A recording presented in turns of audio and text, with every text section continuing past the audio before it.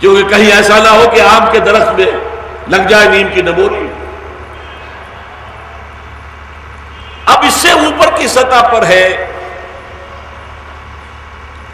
انسانی اعتبار سے بلند ترین سطح کیا ہے؟ جہاد فی سبیل النظریہ والنظام، کسی نظریے اور نظام کے لیے جد و جہد کرنا۔ دیکھیے اسلام میں ایمان ایک نظریہ ہے، ایک فلسفہ ہے، اس پر عمارت کھڑی ہوتی ہے نظام اسلام کا۔ کمیونزم میں مارکسزم نظریہ تھا، آئیڈیالوجی تھی، فلسفہ تھا، اس پر جو نظام کھڑا ہوتا تھا وہ کمیونزم تھا۔ تو انسان کی بلند ترین فیکلٹی کیا ہے؟ قوت فکری، نظری، سوچ، بچار۔ اب جس نے یہ سمجھا صدق دل سے کہ انسانوں کے لیے بہترین عادلانہ نظام کمیونزم کا ہے اور صحیح ترین فلسفہ مارکسزم کا ہے، اب اس کے لیے جد و جہد کر رہا ہے، جان کھپا رہا ہے، مال کھپا رہا ہے، جیلوں میں جا رہا ہے۔ یہ سب جہاد ہے کس لیے؟ زار کی فوجوں کے سامنے کھڑے ہو کر اور گریبان کھول کر گولی کھا رہا ہے۔ یہ جہاد اور مجاہدہ ہے فی سبیل النظریہ والنظام۔ نظریہ نظام یوں پیوست ہے، ایک نظریے پر ایک نظام بنے گا، دوسرے نظریے پر دوسرا نظام بنے گا۔ تو جہاد فی سبیل نظریہ اور نظام۔ اور میں نے ذرا ابھی آپ کے سامنے بات جو ہے وہ دائرہ اسلام سے باہر کی مثال دے دی تاکہ بات واضح ہو جائے۔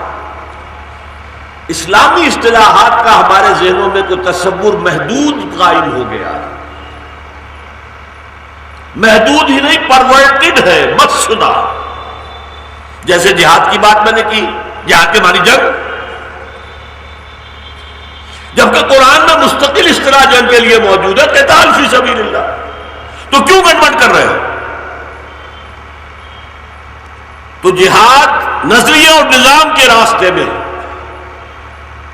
اپنے نزدیک جو نظریہ صحیح ترین ہے اس کا فروغ، اس کو پھیلانا، یہ تو انسان کی خیر خواہی ہے۔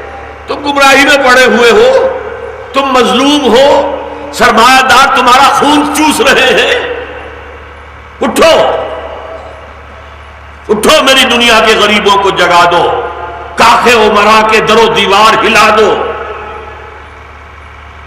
ایک نظریہ تھا، ہیوز اور ہیو ناٹس، ٹکراؤ ان کو آپس میں،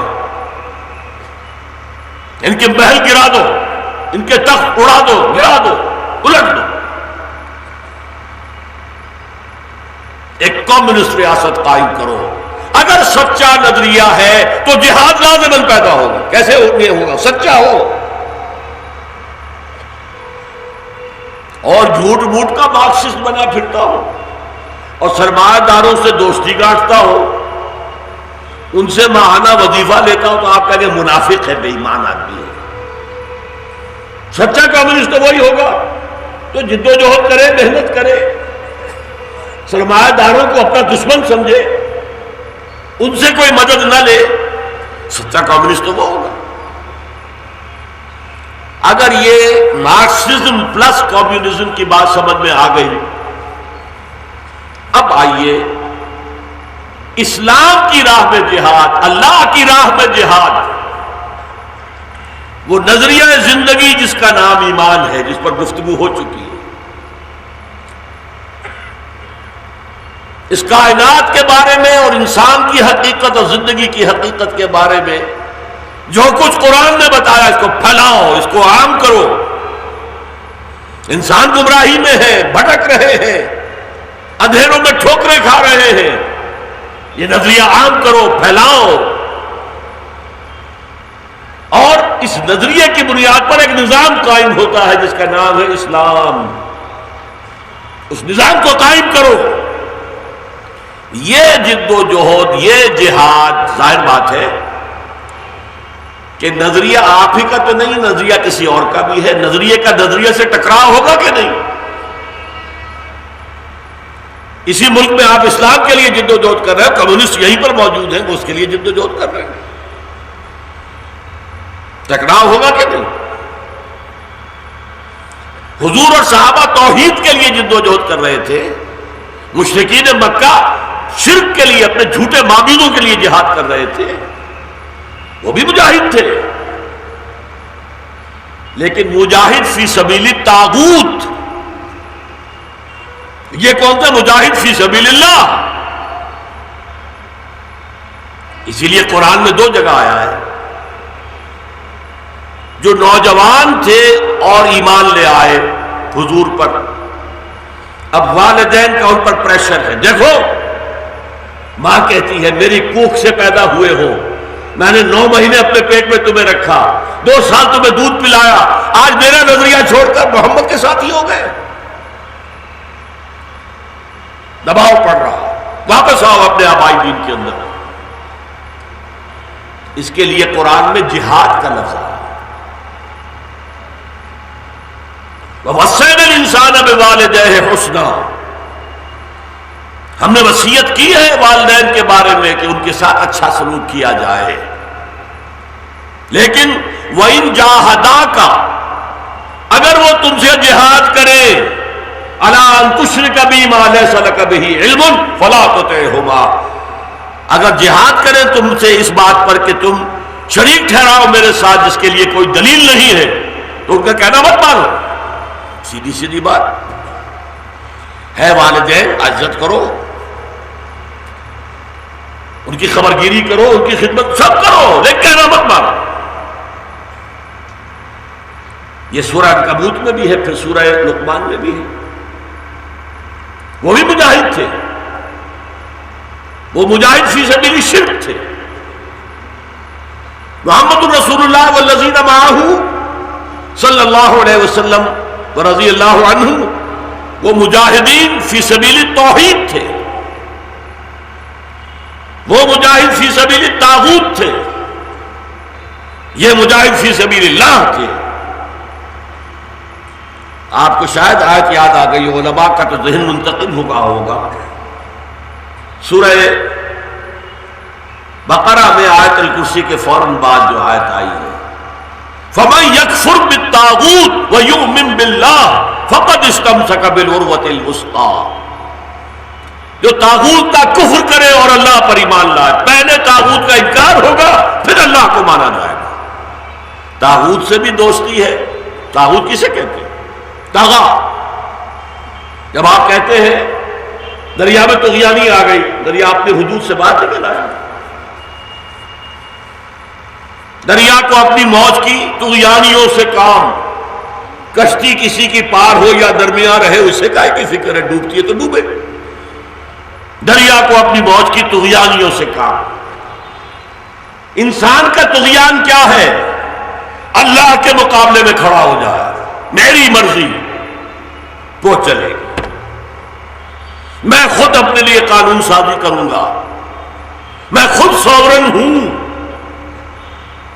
یہ فرد تھا تو فرعون تھا اور نمرود تھا، بادشاہی تھی، اور آج عوامی حاکمیت،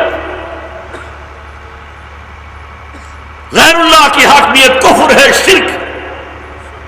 ان الحکم الا للہ۔ ہوا کیا ہے؟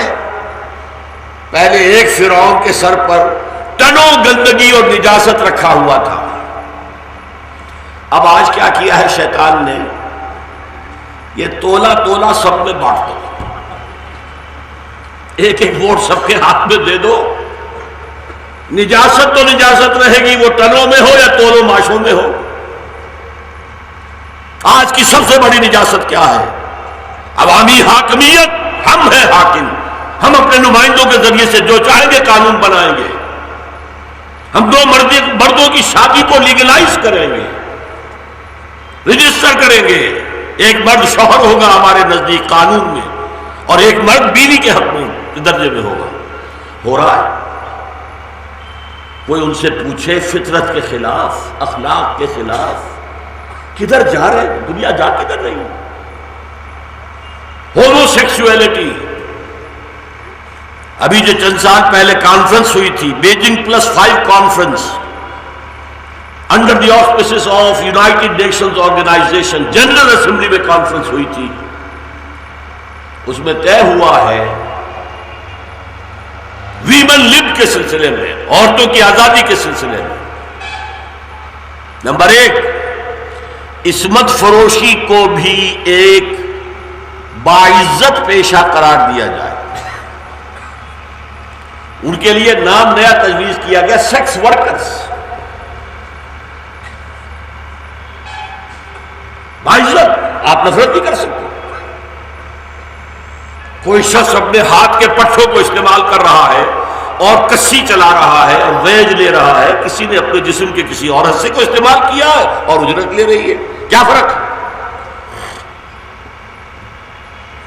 اور ہومو سیکسولیٹی کو نارمل اورینٹیشن مانا جائے، یہ کوئی اب نارمل شے نہیں ہے۔ اور عورت اور مرد وراثت میں اور طلاق اور کے حقوق میں برابر ہوئے۔ ابھی میں تفصیل میں نہیں جا سکتا، اس کا نام پتہ کتنا حسین نام رکھا گیا اس پروگرام کا، the social engineering programme of the United Nations Organization. ایک نیا معاشرہ تعمیر کرنا ہے تو پہلے پرانے معاشرے کی جڑیں کھودیں گے تو بنے گا نا دوسرا، ساری پرانی اقدار کو دفن کریں گے تو دوسری اقدار آئیں گی۔ گفت رومی ہر بنائے کوہنا کا بادہ کلن، تو نہ دانی اولا تعمیر را ویرا کلن۔ رومی نے کہا ہے کہ کسی بھی پرانی عمارت کو آپ بنانا چاہے نئی ماڈرن، تو تم جانتے نہیں کہ پہلی کو گرانا پڑتا ہے تب بنتی ہے، یوں ہی نہیں بنتی ہے۔ پہلے ایگزسٹنگ نظام کو گراؤ گے تو دوسرا نظام آئے گا نا۔ بادشاہت ختم ہوگی تو جمہوریت آئے گی، سرمایہ داری ختم ہوگی تو کمیونزم آئے گا،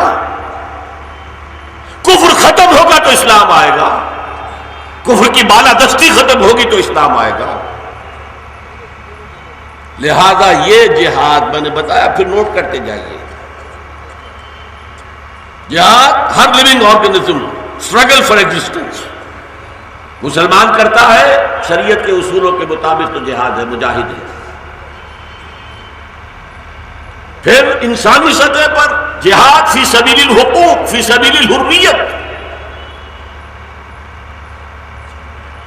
مسلمان کرتا ہے اور اپنے اسلامی اصولوں کے تحت کرتا ہے تو اس کا ایک ایک لمحہ جو ہے جہاد میں گزر رہا ہے، اور جان اگر دے رہا ہے تو وہ شہید ہوگا۔ لیکن ٹاپ موسٹ جو جہاد ہے وہ کسی نظریے اور نظام کے لیے جہاد ہے، کیونکہ انسان میں فکر ہے نا سب سے اونچی چیز، اس کی بنیاد فکر، غلط فکر کو جڑ سے اکھیڑ کر پھینکنا ہے اور صحیح فکر ایمان دلوں میں جاگزی کرنا ہے۔ باطل نظام، طاغوت کا نظام جڑ سے اکھیڑ کر پھینکنا ہے اور اللہ کا نظام قائم کرنا ہے۔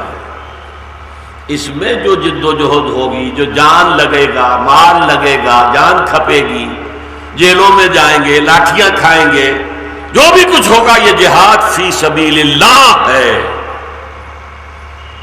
اللہ کے ایمان کی طرف لوگوں کو دعوت دینا اور اس کے دیے ہوئے دین حق کو غالب کرنے کی جد و جہد کرنا، یہ جہاد فی سبیل اللہ ہے۔ اب آپ سمجھ گئے، جہاد حریت علیحدہ ہے، جہاد زندگانی علیحدہ ہے، اور جہاد فی سبیل اللہ علیحدہ ہے۔ اب اس جہاد فی سبیل اللہ کی 3 منزلیں ہیں بڑی بڑی، اور ہر لیول پر 3 سب لیول ہیں۔ 3 × 3 کتنے ہو گئے؟ 9۔ 8 منزلیں جہاد ہیں، 9ویں منزل قتال ہے۔ قتال خاص ہے، جہاد عام ہے۔ 8 منزلیں جہاد کی ہیں، اور جب تک یہ منزل بمنزل آپ نہیں چڑھیں گے، آپ چاہے فوراً کود کر 9ویں منزل پر چڑھ جائیں تو اپنی ہی جان کو ہلاک کریں گے۔ منزل بمنزل چڑھنا ہوگا۔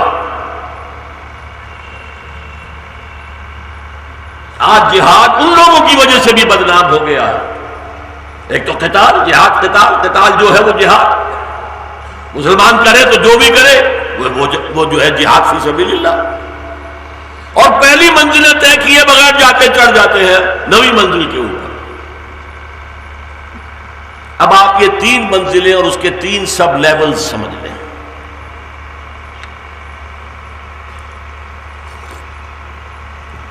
پہلی منزل ہے خود مسلم بننا حقیقی معنی میں.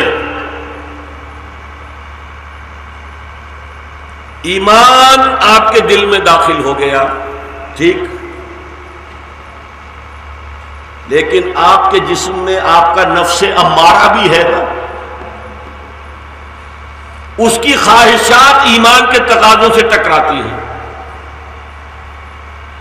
جسے فرائڈ کہتا ہے اِڈ یا لیبیڈو. یہ آپ کے اینیمل انسٹنکٹس ہیں، حیوانی تقاضے ہیں. یہ حیوانی تقاضے جو ہیں یہ اندھے بہرے ہیں، انہیں اپنی سیٹسفیکشن درکار ہے، حلال حرام سے واقف نہیں ہے. بھوک لگی ہے، کھانے کو ملنا چاہیے، حلال ہے یا حرام ہم نہیں سوچتے ہی نہیں. جنسی جذبہ بیدار ہو گیا ہے، اس کی تسکین چاہیے، حلال حرام کی کوئی فرق نہیں. کل میں نے آپ کو لطیفہ سنا دیا تھا، ہٹے ہائے ہوتی رہے رام لال، کیا حرام اور کیا حلال کی رٹ لگا رکھی ہے. یہ ہے کشاکش اندرونی جو باہر نظر نہیں آتی. اور اس کو کہا گیا جہاد اکبر. سب سے اونچا جہاد تو 3ری منزل کا ہوگا، بلکہ 9ویں منزل کا ہوگا. لیکن سب سے اہم جہاد تو پہلی منزل کا ہے. پہلی منزل ہوگی تو دوسری بنے گی، دوسری ہوگی تو تیسری بنے گی. اہم ترین پہلی منزل ہے، بلند ترین 9ویں منزل. فرمایا حضور نے المجاہد من جاہد نفسہ، اصل مجاہد تو وہ ہے جو اپنے نفس کے خلاف جہاد کر سکے، نفس کے تقاضوں کو کنٹرول کرے اور اللہ کے حکم کو نفس پر نافذ کرے. بڑا پیارا شعر کہا ہے مولانا روم نے، نفس ما ہم کم ترس فرعون نیست، میرا نفس بھی فرعون سے کم نہیں ہے. فرعون نے کیا کہا تھا؟ علیہ سلی ملک و مصر، کیا مصر کی بادشاہی میری نہیں ہے؟ وہاں سے الانہار و تجری من تحتی، اور سارا یہ آبپاشی کا نظام میرے کنٹرول میں نہیں ہے. جس کا چاہوں ڈوگا کھول دوں، جس کا چاہوں بند کر دوں، جس کو چاہوں پانی دوں، جس کو چاہوں نہ دوں. یہ کہا تھا کہ نہیں؟ اور اس کے معنی کیا تھے؟ انا ربکم الاعلی، میں تمہارا مالک ہوں، سب سے بلند و بالا رب ہوں. تو مولانا روم فرماتے ہیں میرا نفس بھی کم نہیں ہے. وہ کہتا ہے یہ جسم میری اقلیم ہے، میری سلطنت ہے، اس بار میرا حکم چلے گا، میں نہیں جانتا کیا حلال کیا حرام. نفس ما ہم کم ترس فرعون نیست، لیکن ایرا اون نیست، اس کے لیے مدد بہت تھی، اس کی فوج تھی. لہذا اس نے زبان سے بھی کہہ دیا انا ربکم الاعلی، میں درویش ہوں، میرا کوئی نہیں. تو میں زبان سے تو نہیں کہتا، کہہ نہیں سکتا، نفس میرا یہی کہتا ہے، میں حاکم ہوں اس وجود کا، میرا حکم ماننا.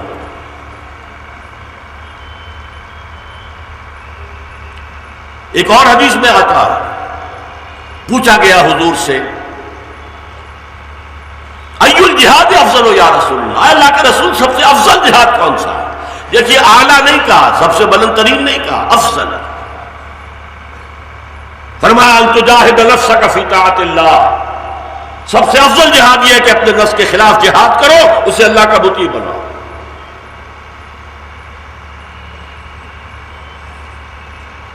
یہ جہاد ہے سب سے پہلا جہاد.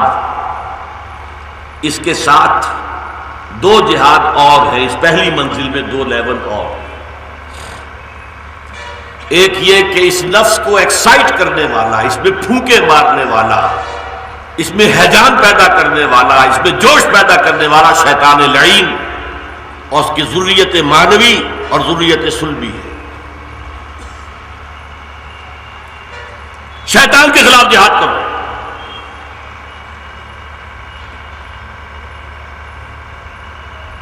قرآن میں ہے سورہ کہف میں افتتخذونہ وذریتہ اولیاء من دونی وہم لکم عدو. تم اس شیطان کو اور اس کی ذریت کو اپنا دوست بنائے ہوئے ہو، مجھے چھوڑ کر اس کی دوستی. بئس للظالمین بدلا، ان ظالموں کے لیے، مشرکوں کے لیے بہت بڑا بدلہ ہے جو ملا ہے انہیں، اللہ کی دوستی چھوڑ کر شیطان کی دوستی. دوسری جگہ فرمایا ان الشیطان لکم عدو فاتخذوہ عدوا، شیطان تمہارا دشمن ہے، اس کو اپنا دشمن سمجھو. شیطان کے خلاف جنگ کیسے ہوگی یہ میں بعد میں بتاؤں گا، ابھی صرف گن لیجئے. آپ اسلام پر کاربند اگر نہیں ہوتے تو آپ منافق ہیں، ایمان کے دعوے دار ہیں.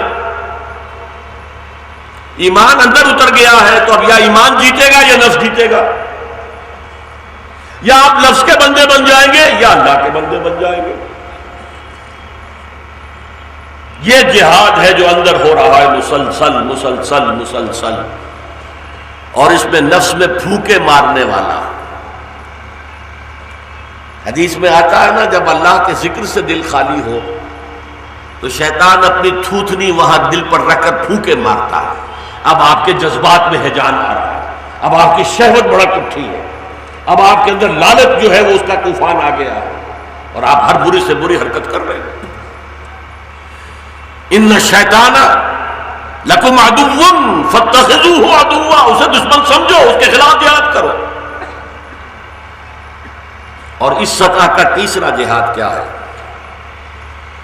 معاشرہ بگڑا ہوا ہے، اس کے سوشل پریشرز ہیں جو آپ کو دبا رہے ہیں. ادھر چلو، آج کا دستور یہ ہے، آج کا معاملہ یہ ہے، تمہیں دنیا میں کامیاب ہونا ہے تو یہ کرنا پڑے گا، یہ کرنا پڑے گا، سودی کاروبار کرنا پڑے گا، ورنہ رہ جاؤ گے پیچھے، دوڑ میں پیچھے رہ جاؤ گے. یہ سوشل پریشرز، اس کے خلاف جہاد. آپ کو معلوم ہے اگر کوئی موب جا رہا ہے کہیں، بڑا ہجوم، تو آپ اگر اس کے ساتھ چلیں گے تو آپ کو محنت بھی نہیں کرنی پڑے گی، وہ خود ہی آپ کو بہا کے لے جائے گا. اور اگر اس کے خلاف جانا چاہیں گے تو کتنی سٹرگل کرنی پڑے گی. ہجوم تو ادھر جا رہا تھا، آپ جانا چاہتے ہیں ادھر.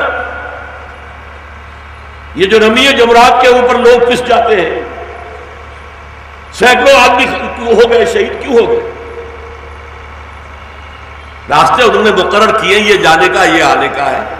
اب جو خلاف ورزی کرتے ہیں، ادھر سے وہ آ رہے ہیں، ادھر سے یہ جا رہے ہیں، ٹکراؤ تو ہوگا. کمزور آدمی نیچے گرے گا، اس کے اوپر سے گزر جائیں گے، کچھ لے جائیں گے. تو اگر آپ معاشرے کے خلاف چلتے ہیں تو ہو سکتا ہے بہت زور لگا کر آپ 4 قدم آگے بڑھے اور کوئی معاشرہ اس کا دباؤ جلوس کا یا اس موب کا آیا اور 10 قدم پیچھے لے گیا آپ کو. یہ ہوگا. تو یہ جہد مسلسل ہے، یہ کشمکش مسلسل ہے. انسان کی زندگی کا کوئی لمحہ اس کے ہاتھ سے خالی نہیں. بتائیے مجھے، فجر کا وقت ہے، اذان کی آواز بھی آ گئی ہے، اللہ کی پکار آ گئی ہے. یہ مؤذن کی پکار نہیں، اللہ کی پکار. زبان سے مؤذن کے نکل رہی ہے تو پکار اللہ کی. اور آپ کے نفس نے کہا بھی اور سو جی، اور آپ نے چادر وغیرہ کمبل ذرا ٹھیک ٹھاک کی، کروٹ لی اور الٹا غفیل ہو گئے. تو آپ نے کس کی بندگی کی ہے؟ اللہ کی یا اپنے نفس کی؟ اسی کو قرآن کہتا ہے افرأیت من اتخذ الہہ ہواہ. تم نے دیکھا اس شخص کو جس نے اپنی خواہش نفس کو اپنا معبود بنا لیا. نام عبداللہ ہے، عبد النفس.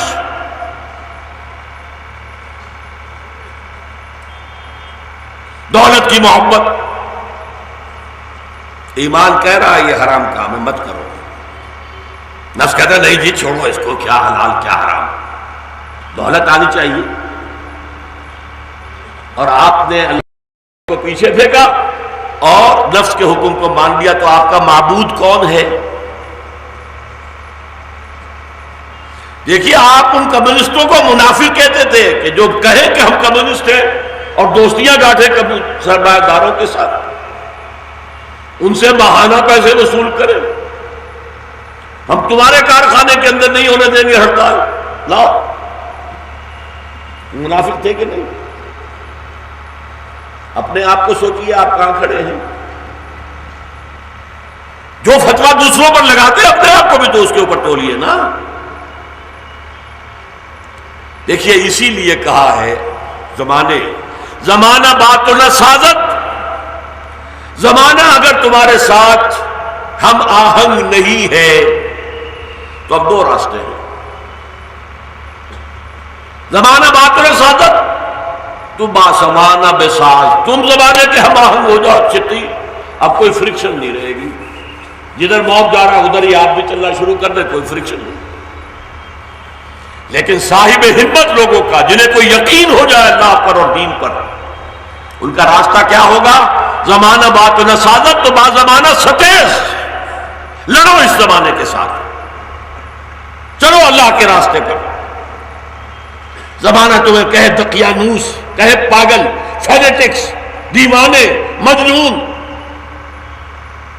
شکریہ کے ساتھ یہ خطاب وصول کیجئے کہ یہی خطاب محمد رسول اللہ کو دیے گئے تھے۔ انک لمجنون یا ایھا الذی نزل علیہ الذکر انک لمجنون، اے وہ شخص جو دعوے دار ہے کہ اس پر وحی نازل ہوئی ہے، الذکر اترا ہے، ہم تو تمہیں پاگل سمجھتے ہیں۔ اور اس دور کے فلسفیوں نے کہا وحی کیا ہے؟ مرگی کا دورہ پڑتا تھا، اللہ خیر صلی اللہ، ہیلوسینیشنز ہوتے ہیں انسان کو، کوئی چیز نظر آ رہی ہے نہیں، کوئی آوازیں کان میں آ رہی، کوئی آواز ہے نہیں، ہیلوسینیشنز۔ یہ ہیلوسینیشنز تھے، یہ فٹس تھے۔ نقل کفر نہ باشد، تو 3 جہاد ہو گئے پہلی منزل کے۔ جہاد خلاف النفس، اپنے نفس سے امارہ جو آپ کے وجود میں ہے، اِڈ اور لبیڈو، جس کو قرآن کہتا ہے ان النفس لامارۃ بالسوء، یہ نفس تو بدی کا حکم دیتا ہی ہے۔ سوال یہ کہ آپ اپنے آپ کو کنٹرول میں رکھ سکتے ہیں کہ نہیں، اور نفس کو تابع کر سکتے ہیں کہ نہیں، یہ کشاکش تو ہوگی۔ اور 2 چیزیں اور ہو گئیں، شیطان اور اس کی ذریت سلبی و مانوی کے خلاف جہاد، اور نمبر 3 بگڑے ہوئے معاشرے کے جو دباؤ ہے اس کے خلاف جہاد۔ زمانہ باطل سعادت تو بعد زمانہ ستیز، یہ 3 جہاد کریں گے تو آپ مسلمان بن سکیں گے۔ یہ نہیں مسلمان کے گھر میں ہو گئے تو مسلمان ہے، پیدا ہو گئے، حرام ہے، حلال ہے، جائز ہے، ناجائز ہے، صحیح ہے، غلط ہے، جو کچھ ہے۔ میں نے کہا تھا نا، مال کی محبت، حدود حلال اور حرام کو اگر آپ نے مال کی محبت کے تابع کر دیا تو حضور کے الفاظ سنیے، تعس عبد الدینار و عبد الدرہم، ہلاک ہو گیا یا ہلاک ہو جائے درہم و دینار کا بندہ۔ نام عبد الرحمن ہے عبد الدینار، نام ہے عبد الرحمن۔ درہم و دینار آنے چاہیے، حلال سے، حرام سے، جائز سے، ناجائز سے بحث نہیں۔ تو ایسا عبد الدینار و عبد الدرہم، عبد الدرہم ہے، یہ نام عبد الرحیم ہے، اور یہ عبد الرحمن اپنے آپ کو کہلاتے ہیں، یہ عبد الدینار ہے۔ ایسا بد دعا ہے یہ، ایسا ہلاک ہو جائے۔ میں ایک بات کہا کرتا ہوں، ہندو لکشمی دیوی کو کیوں پوجتا ہے؟ دولت کی دیوی ہے، جس پر کوئی کرپا کرے گی دولت آئے گی۔ ہم نے صرف یہ کیا ہے، ہٹاؤ جی مورتی کو، ہم براہ راست دولت کو پوج لیتے ہیں۔ وہ مورتی کو دولت کے لیے پوج رہے ہیں، ہم نے اس کو ہٹایا اور کہا دولت کے پوجو۔ کو پوچھو سیدھے سیدھے، خامخواہ بیچ میں ایک دیوی کو لے آئے۔ تو جہاد کی پہلی منزل یہ ہے اور اہم ترین منزل یہ ہے۔ اب آگے چلیے، اگر آپ نے اپنے نفس کو سر کر لیا، فتح کر لیا، اگر آپ شیطان سے بھی بازی جیت گئے، معاشرے کے پریشرز کو بھی ریزسٹ کر گئے، تین کام کر گئے، اب یہ اسلام آپ کے وجود سے باہر نکلنا چاہیے۔ ابھی تک تو اندر ہی تھی کشاکش، جہاد اندر تھا جو نظر نہیں آتا، اب جہاد خارج میں آئے گا۔ غلط نظریات کے خلاف جہاد کرو، مادہ پرستی کے خلاف کرو، بت پرستی کے خلاف کرو، دولت پرستی کے خلاف کرو۔ اس کا کیا نام ہے؟ دعوت و تبلیغ۔ اس دعوت و تبلیغ میں پیسہ بھی لگے گا، جان بھی کھپے گی۔ آپ دعوت کیسے دیں گے اگر آپ جانتے ہی نہیں دین کو؟ وہ پٹھان کا لطیفہ ہمارے یہاں مشہور ہے، کسی ہندو بلیے کی گردن پر تلوار رکھ دی، خوب پڑھو کلمہ۔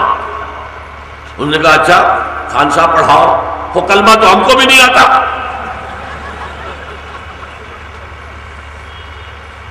تو آپ پہلے کلمہ سیکھیں تو کلمہ پڑھوائیں گے نا، پہلے قرآن سیکھیں تو دعوت دیں گے، قرآن کی تبلیغ کریں گے۔ حضور فرماتے ہیں بلغوا انی ولو آیۃ، پہنچاؤ میری جانب سے چاہے ایک ہی آیت پہنچاؤ۔ میری امت کا کوئی فرد بھی اس دوسرے درجے کے جہاد سے اپنے آپ کو بری نہ سمجھے۔ ہم نے کیا کیا؟ مولویوں کا کام ہے، علماء کا کام ہے۔ خود علماء غلطی کرتے ہیں، تم نہیں کر سکتے یہ کام، تم نے 16 علوم تو پڑھے نہیں ہیں، کہاں سے آ گئے ہو؟ نہیں بھائی، آپ کے 16 علوم، 14 علوم، 18 علوم، 20 علوم یہ مفتی بننے کے لیے ہے، اور صحیح ہے یہ بات۔ مفتی کوئی نہیں بن سکتا بغیر اس کے۔ اور یہ جو تعلیم آپ دیتے ہیں مدرسوں میں، یہ اصل میں ہے کیا؟ ان میں قرآن پر تو زور ہے ہی نہیں، ساری زور فقہ پہ، اصول فقہ پہ ہے، یا حدیث پہ ہے۔ وہ کیوں ہے؟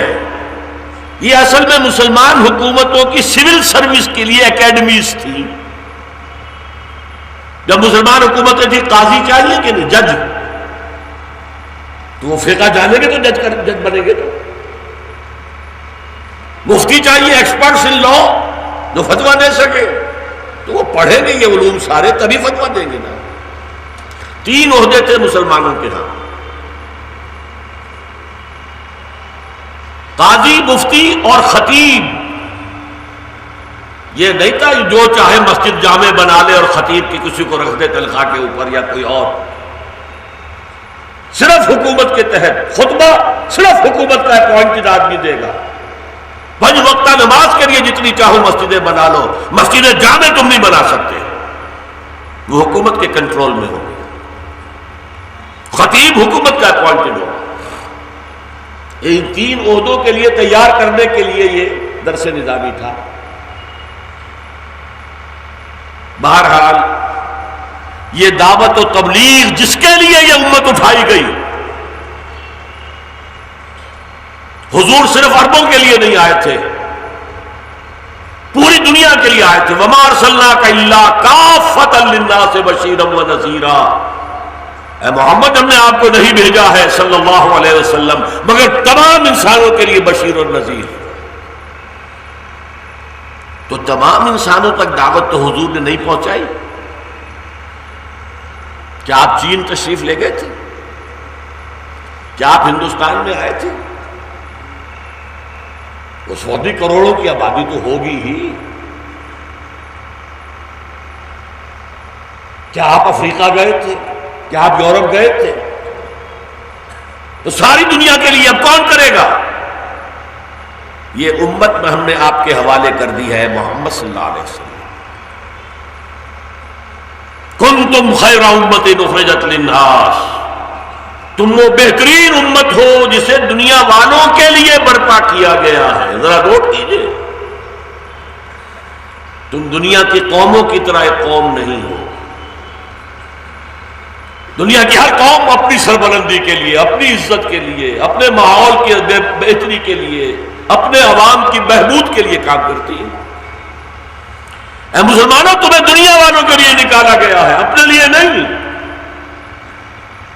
تأمرون بالمعروف وتنہون عن المنکر وتؤمنون باللہ، نیکی کا حکم دو، بدی سے روکو۔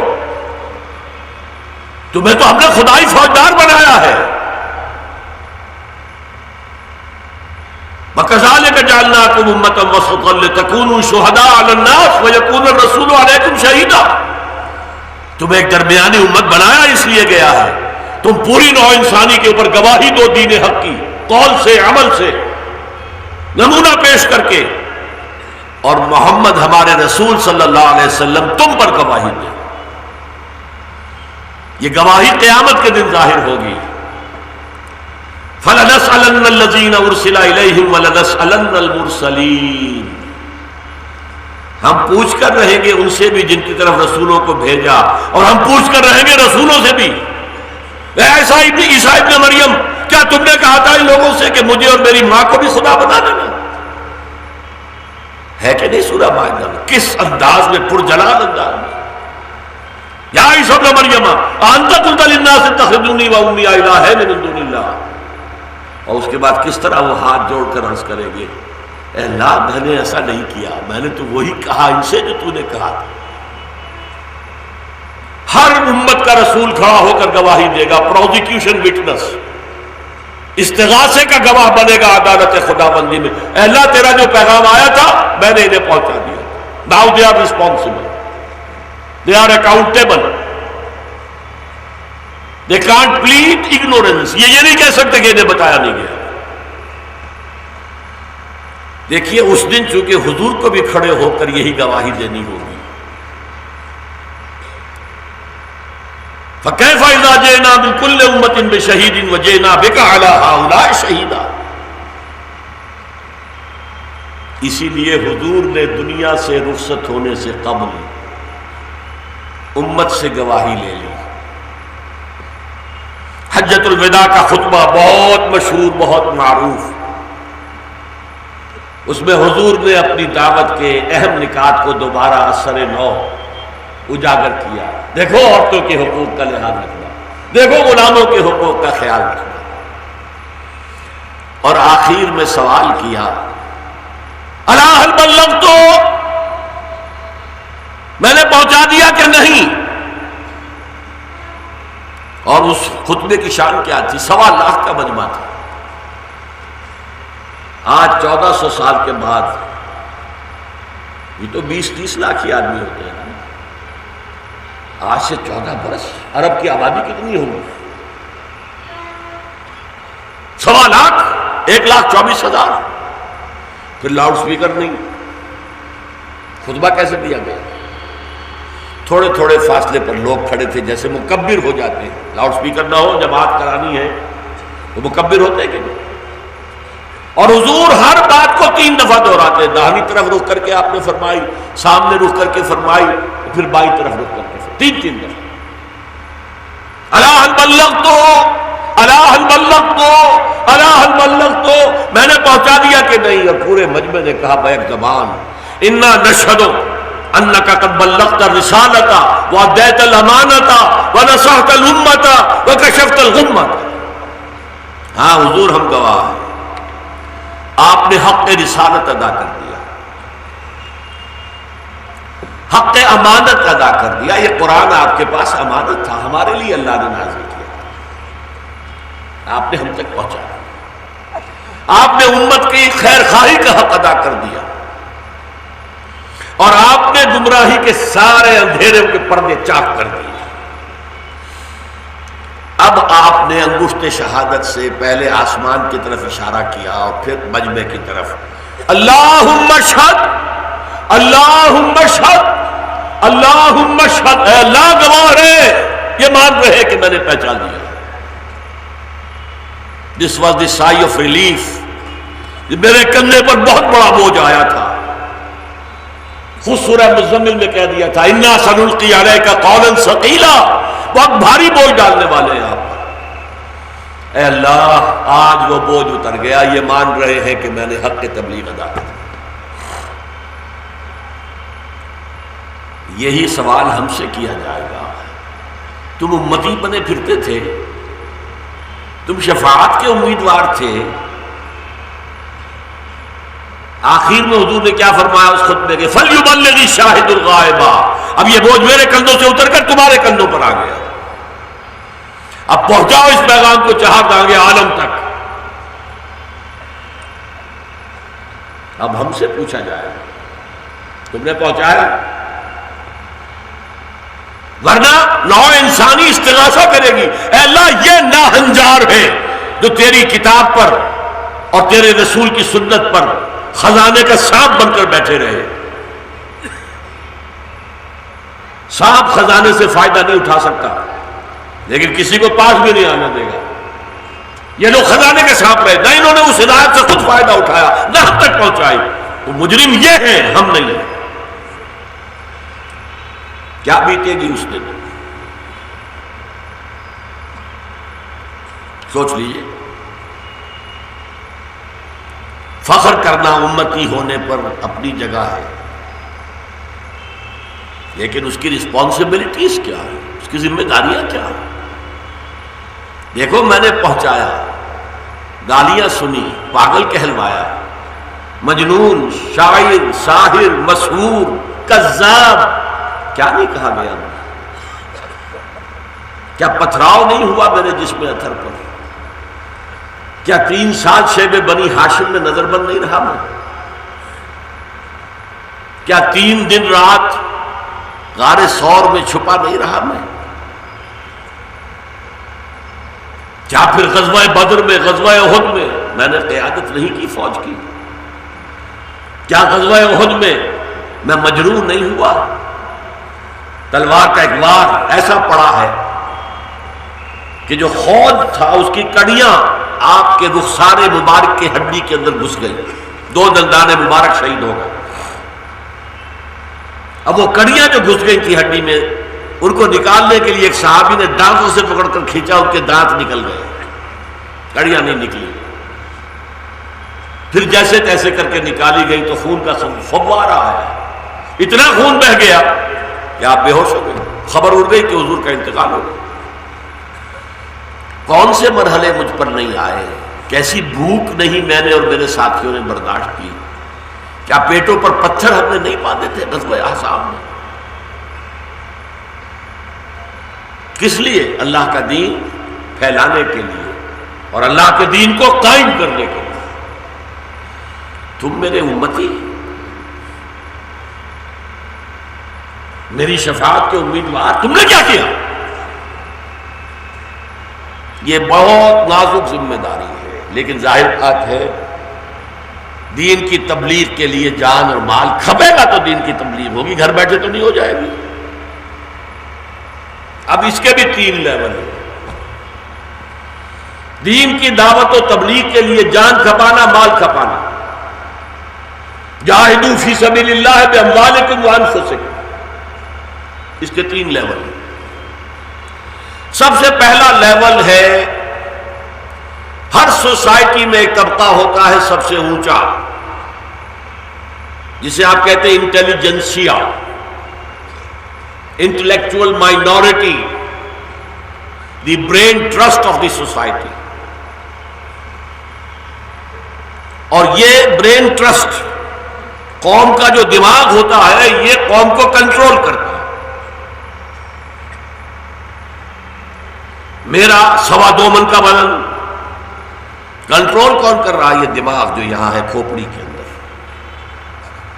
میری ٹانگیں لے کر چل سکتی ہیں، میں کبھی دوڑ بھی سکتا تھا، اب نہیں دوڑ سکتا، لیکن کدھر جانا ہے کدھر نہیں جانا اس کا فیصلہ ٹانگیں نہیں کر سکتی، وہ یہاں ہوتا، ادھر جاؤ۔ ہاتھ کسی شے کو پکڑ سکتا ہے، کیا پکڑوں کیا نہ پکڑوں، فیصلہ کہاں ہوگا؟ یہاں۔ کوئی بیچارہ رات کے اندھیارے کے اندر وہ اپنے لیے کچھ ایندھن جمع کر رہا تھا جنگل میں، اس نے سانپ کو سمجھا یہ لکڑی ہے سوکھی ہوئی، لیکن ابھی ہاتھ وہاں تک پہنچا نہیں تھا، آنکھوں نے اطلاع دی دماغ کو نہیں وہ ہل رہا ہے، وہ تو سانپ ہے، یہاں سے حکم گیا اور ہاتھ رکھ کے پیچھے آ گیا. تو سارا کنٹرول یہاں ہو رہا ہے. ہمارا پورا جسم اس کے تابع ہے. بھاگ دوڑ ہم کر سکتے ہیں، عوام بھاگ دوڑ کر سکتے ہیں، نعرے لگا سکتے ہیں، سب کچھ کر سکتے ہیں، لیکن کس چیز کے لیے کریں کس چیز کے لیے نہ کریں وہ یہاں فیصلہ ہے. تو سب سے پہلے اگر آپ معاشرے کے اندر عمومی تبدیلی چاہتے ہیں تو you have to address the elite of the society, the intelligentsia of the society, the brain trust of the society. ورنہ عوام میں کچھ بات ہو جائے گی، کوئی 150 آدمی مسلمان ہو جائیں گے.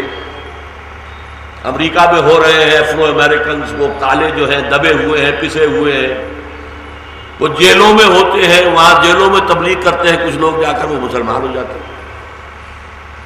پھر ان کی مدد بھی ہو جاتی ہے، سعودی ایمبیسی مدد کر رہی ہے، فلاں ایمبیسی مدد کر رہی ہے. اب میں یہ کہا کرتا ہوں کہ پہلے 1.5 ارب 150 کروڑ زیرو دنیا میں موجود ہے مسلمان. 100 200 1000 2000 زیرو اور جمع کر دو گے تو کیا بن جائے گا؟ تو زیرو ہے. لہذا سب سے پہلے یہ 3 لیول ایک آیت میں آئے ہیں. سورہ نحل کے آخر میں ادعو الی سبیل ربک بالحکمت والموعظۃ الحسنۃ وجادلھم باللتی ہی احسن. بلاؤ اپنے رب کے راستے کی طرف اولین حکمت کے ساتھ، دانائی کے ساتھ، وزڈم کے ساتھ. اس لیے کہ یہ اونچا طبقہ سرمن نہیں سنے گا، واز نہیں سنے گا، مسکرا دے گا یہ واز کہہ رہے بھائی دلیل لاؤ. وہ دلیل مانگتے ہیں. قل ہاتوا برہانکم ان کنتم صادقین. جب قرآن جو ہے مشرکوں سے دلیل مانگتا ہے تو مشرکوں کو حق نہیں ہے تم دلیل لاؤ. یہ جو انٹلیکچوئل ایلیٹ ہے ان کے دماغوں میں بڑے بڑے سناس بھرے ہوئے ہیں. کسی کے دماغ میں ڈارونزم ڈیرا ڈال رکھا، انسان ہے ہی حیوان اور کچھ ہے ہی نہیں. کسی کے دماغ میں مارکسزم ڈیرا لگائے بیٹھا، اصل شاید تو مادی ضروریات ہے، پیٹ ہے اصل تو. کسی کے دماغ میں فرائیڈزم بیٹھا ہے، اصل شاید تو شہوت ہے. کسی کے دماغ میں ایڈلر کا فلسفہ ہے، اصل شاید جو ہے حب تفوق ہے، دی ارج ٹو ڈومینیٹ وغیرہ وغیرہ. کسی کے دماغ میں لاجیکل پازیٹیوزم ہے، کسی کے دماغ میں ایگزسٹنشلزم ہے. جب تک آپ ان پردوں کو چاک نہیں کریں گے ان کے دل تک رسائی نہیں ہو سکتی. ان کے دل اور دماغ ان کے درمیان یہ پردہ آئے گا. ان کے دماغ کو سیٹسفائی کریں گے تو دل تک بات جائے گی، ورنہ نہیں. اور ان کے دماغ کو سیٹسفائی کرنا آسان کام نہیں. آپ جدید ترین نظریات کا مطالعہ کریں گہرائی میں اتر کر، اس میں حق و باطل کے اجزاء کو علیحدہ کریں. کوئی نظریہ خالص باطل نہیں ہے، کچھ نہ کچھ حق ہے. باطل شے کا تو کوئی وجود ہی نہیں ہے. ہر باطل حق کے کسی حصے کو لے کر، جیسے آکاش بیل ہوتی ہے وہ خود کھڑی نہیں ہو سکتی، درخت کے اوپر چڑھ گئی. تو باطل کو ایک کور چاہیے حق کا، اس کے گرد اپنا تانا بانا بنتا ہے. آپ اگر ٹوٹلی ریجیکٹ کر دیں گے تو آپ کا نقصان ہے. ہاں اس کو علیحدہ کیجئے، یہ اس میں حق ہے، یہ باطل ہے. حق کا حق ہونا ثابت کریں جس کو قرآن کہتا ہے احقاق حق، اور باطل کا باطل ہونا ثابت کریں جسے قرآن کہتا ہے ابطال باطل. تب کہیں جا کر آپ اس انٹلیکچوئل ایلیٹ کو اپیل کر سکتے ہیں، ورنہ نہیں. ظاہر بات ہے ایک طرف جدید نظریات کے اندر ہائی پروفیشنسی حاصل ہو، دوسری طرف قرآن کی گہرائی میں اترا ہوا ہو انسان. یہ کوئی پارٹ ٹائم جاب ہے. ہمہ وقت ہمہ تن ہمہ وجوہ نہیں لگو گے تو یہ کام نہیں ہوتا. ذہین ترین نوجوان یہ کام کرے، جان کھپ گئی نا، مال کھپ گیا. ٹائم از منی، وقت لگا دیا سارا. آپ کو معلوم ہونا چاہیے جب مارکس اور اینجلز وہ انقلاب آفری کتاب لکھ رہے تھے داس کیپیٹال، تو مارکس کو فاتح آ رہے تھے. سمجھنے پڑیں گے اگر کوئی کریٹو ورک کر رہا ہے، اگر اسلام کی دعوت اس اعلیٰ علمی اور فلسفیانہ سطح پر دینی ہے، زندگی پوری کھپانی پڑے گی۔ یہ جہاد دوسرے لیول کا سب سے اونچا سب لیول۔ اچھا دوسرا عوام الناس۔ عوام الناس کے دماغوں میں کوئی خناس نہیں ہے، انہیں کیا پتا فرائڈ کس بلا کا نام ہے، ڈارون کس چڑیا کا نام ہے۔ تو ان کے دماغ کلین سلیٹ ہیں، جو آپ لکھ دیں گے لکھا جائے گا، اور ان کے آپ دل تک براہ راست پہنچ سکتے ہیں، دماغ راستے میں حائل ہی نہیں ہوگا، کوئی خناس ہے ہی نہیں اس میں۔ ایک صرف اس کا تقاضا ہے، دو، از دل خیزت بر دل ریزت، آپ کے دل سے بات نکلے گی دل میں جا لگے گی،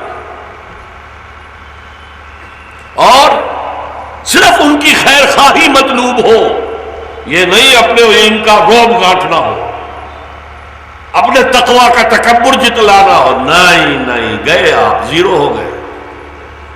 خیر خواہی، میرے بھائی بات یوں نہیں یوں ہے، سوچو، میری کوئی غرض نہیں ہے، میں چاہتا ہوں کہ تم اللہ کے عذاب سے بچ سکو۔ از دل خیزت بر دل ریزت، ٹوٹے پھوٹے الفاظ میں کہو گے وہ بھی اثر کرے گا، بشرطے کہ آپ کا کردار اس کے مطابق ہے۔ اگر وہ دیکھے گا باتیں بڑی اچھی بنا رہا، دیکھو اس کا کردار، تو پھر آپ کی دعوت بھی گئی اور الٹا اسلام کے کھاتے میں بدنامی آ گئی۔ جو یہود کے لیے کہا گیا تامرون الناس بالبر وتنسون انفسکم وانتم تتلون الکتاب افلا تعقلون، کیا تم نیکوں کو نیکی کا حکم دیتے ہو، اپنے آپ کو بھول جاتے ہو، اور کتاب پڑھتے ہو ہماری، عقل سے کام نہیں لیتے۔ اسی لیے فرمایا سورہ حامیم سجدہ میں وَمَنْ أَحْسَنُ قَوْلًا مِّمَّنْ دَعَا إِلَى اللَّهِ وَعَمِلَ صَالِحًا وَقَالَ إِنَّنِي مِنَ الْمُسْلِمِينَ، اس شخص سے بہتر بات کس کی ہوگی جو اللہ کی طرف بلائے اور نیک کرے عمل اور کہے میں بھی عام مسلمان ہوں۔ بھائی میں کوئی بڑا متقی ہونے کا دعوے دار نہیں، میں کوئی بہت روحانی آدمی ہونے کا دعوے دار نہیں، میں کوئی بہت بڑا عالم ہونے کا دعوے دار نہیں، میں اللہ کا بندہ ہوں، میں بھی مسلمان ہوں جیسے سب مسلمان ہیں۔ اس کا نام ہے موعظۃ الحسنہ، اچھا واعظ۔ عوام الناس کے لیے اچھا واعظ بہت مفید ہے، اگرچہ آج کل ہمارے ہاں واعظ جو ایک خاص فن تھا وہ ختم ہو گیا، بلکہ لوگ واعظ کو گھٹیا سمجھتے ہیں، واعظ کہہ رہے ہیں، گویا کہ کوئی اہم کام نہیں ہے۔ اس کی وجہ کیا ہے؟ ہم نے واعظ کے لیے قرآن کو استعمال نہیں کیا۔ مولانا روم کے شعر ہیں، حافظ کے شعر ہیں، ضعیف حدیثوں سے واقعات لا کر سپر نیچرل واقعات بیان کیے جا رہے ہیں، ضعیف حدیث، واعظ دستاں زنو افسانہ بند، مانیے او پست و حرف او بلند، از خطیب و دیلمی گفتار او، با ضعیف و شاذ و مرسل کار او۔ واعظ جو ہے بڑے بڑے ہاتھ ہلا کر واعظ کہہ رہا ہے، اس کے الفاظ بڑے بھاری بھرکم ہے، مفہوم بڑا پست ہے، ہلکا ہے، مانیے او پست حرف او بلند، اور از خطیب و دیلمی گفتار، جو ضعیف ترین کتابیں ہیں احادیث کی ان سے لا رہے ہیں واقعات، خطیب بغدادی اور دیلمی، بعض ضعیف و شاذ و مرسل، ضعیف حدیث، شاذ حدیث، مرسل حدیث ہو تو سارا واعظ کہہ رہے ہیں، جبکہ قرآن کہتا ہے میں ہوں موعظہ، یا ایھا الناس قد جاءتکم موعظۃ من ربکم وشفاء لما فی الصدور، اے لوگوں تمہارے پاس یہ موعظہ آ گیا ہے تمہارے رب کی طرف سے، یہ واعظ ہے، یہ ہے اصل واعظ، اور یہ ہے شفاء لما فی الصدور، سینوں کے اندر کی بیماریوں کے لیے شفا ہے۔ وہ بیماریاں انجائنا نہیں، بیماریاں تکبر، حسد، حب دنیا، حب مال، حب جاہ، حب شہرت، یہ ہے اصل بیماری. تو اسی لیے فرمایا ادعو الی سبیل ربک بالحکمت، یہاں جس لیول، والموعظۃ الحسنۃ، یہ عوامی سطح. اور تیسرا درجہ یہ ہوتا ہے کہ ہر معاشرے میں کچھ لوگ ہوتے ہیں جو تنخواہ یافتہ ہوتے ہیں آپ کو گمراہ کرنے کے لیے. فلانی مشنری، کروڑوں کے بجٹ ہوتے ہیں ان کے، پورے ملکوں جیسے بجٹ ہوتے ہیں، تنخواہ یافتہ ہیں، آئے ہوئے ہیں، وہ آپ سے مناظرے بھی کریں گے. ہندوستان کی تاریخ کا ایک بہت ہی اہم واقعہ ہے. پادری فینڈر، ایک جرمن کرسچین آیا، جبکہ ابھی انگریز ہندوستان میں داخلی ہوا تھا، قبضہ ہی تھا اس کا. چونکہ کلکتے سے شروع ہوا تھا، کلکتے ہی میں پہلا اردو پریس لگا اور اردو ترجمہ انجیل کے کروڑوں کی تعداد میں شائع کر کے تقسیم کیے گئے، اور پادری فینڈر آ گیا. اس نے کلکتے کے علماء کو چیلنج کیا، آؤ میرے ساتھ مناظرہ کرو. سب علماء شکست کھا گئے. وجہ کیا تھی؟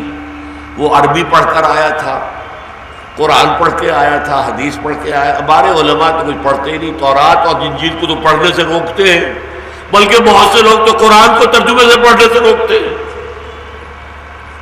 مار کھائی. ایک واقعہ مجھے پروفیسر یوسف سلیم چشتی صاحب نے بتایا تھا، میں حیران ہوتا ہوں. شاہجہاں کے زمانے میں، اسی زمانے سے شروع ہو چکا تھا یہ، ساحل ہند کے اوپر انگریزوں کی بستیاں بنی تھیں، کوٹھیاں کہلاتی تھیں، تجارتی کوٹھیاں. ایک ڈاکٹر نے، اسے بواسیر کا مرض تھا شاہجہاں کو، اور کسی سے علاج نہیں ہو سکا، جراح لوکل، اور بواسیر کا مریض بیٹھ نہیں سکتا، یہ تخت پر شہنشاہ کیسے بیٹھے؟ اس انگریز ڈاکٹر نے آ کے آپریشن کیا، ٹھیک ہو گئے. کیا مانگو، کیا مانگتے ہو؟ اس نے کہا جی ہمیں تجارتی حقوق دے دیے جائیں. وہاں سے انگریز کی آمد شروع ہوئی، ایسٹ انڈیا کمپنی بنی. شاہجہاں کے دربار میں ایک پادری آیا، اس نے چیلنج کیا. تمام علماء جو درباری تھے، اونچے عام درباری عالم ہونا آسان کام تھا. اور ایک واقعہ ایسا ہوا کہ اس نے کہا یہ آیت قرآن کی ہے. سب نے کہا ہے ہی نہیں، قرآن میں ہے ہی نہیں. لاؤ قرآن کھولا، دکھا دیا، لے کوئی آیت. کیا حال ہوا ہوگا؟ کیوں؟ قرآن پر زور تھا ہی نہیں، زور سارا تھا فقہ پر. میں بتا چکا ہوں، قاضی بننا تھا، مفتی بننا تھا، خطیب بننا تھا. مسائل بتانے تھے، لوگوں کو بھی بتانے تھے، پاکی ناپاکی کے مسائل، شادی نکاح طلاق کے مسائل، وہ مسائل پڑھ رہے. بہرحال پادری فینڈر نے وہاں سے دورہ شروع کیا، یو پی بہار کے شہروں سے ہوتے ہوئے دلی کی جامع مسجد میں کھڑے ہو کر، اور ہر جگہ جہاں وہ گیا اس نے شکست دی علماء کی. دلی کی بادشاہی مسجد جو ہے، دلی کی شاہجہانی مسجد، جامع مسجد، اس کی سیڑھیوں پہ کھڑے ہو کر اس نے اعلان کیا، مسلمانوں میں کلکتہ سے چل کر یہاں تک آ گیا ہوں، تمہارے عالموں میں سے کوئی میرا مقابلہ نہیں کر سکا. اب میں پورے انڈیا کے علماء کو چیلنج کرتا ہوں کہ مجھ سے مناظرہ کریں. اگر کوئی نہ نکلتا تو سوچئے ہندوستان میں کتنے لوگ عیسائی ہو جاتے، مسلمان. انگریز ویسے آ گیا، حکومت اس کے پاس ہے، اس سے ویسے ہی مرعوبیت ہے، زندہ قوم ہے، زندہ قوم کی صلاحیتیں ہیں. اب ہمارے مولوی تو مار کھا گئے، پٹ گئے، تو چلو عیسائی ہو جائیں. اللہ کا فضل ہوا، کرم ہوا. مولانا رحمت اللہ کیرانوی رحمت اللہ علیہ وہ آئے سامنے، اور انہیں بعض حوالے انگلستان سے کچھ ڈاکٹرز وہاں پر تھے مسلمان، انہوں نے بھیجے بائبل کے بارے میں. انہوں نے مناظرے میں شکست دی، پادری فینڈر بھاگ گیا. پھر اس نے جا کے ترکی کے اندر ڈیرا لگایا، وہاں کے سب علماء کو شکست دے دی.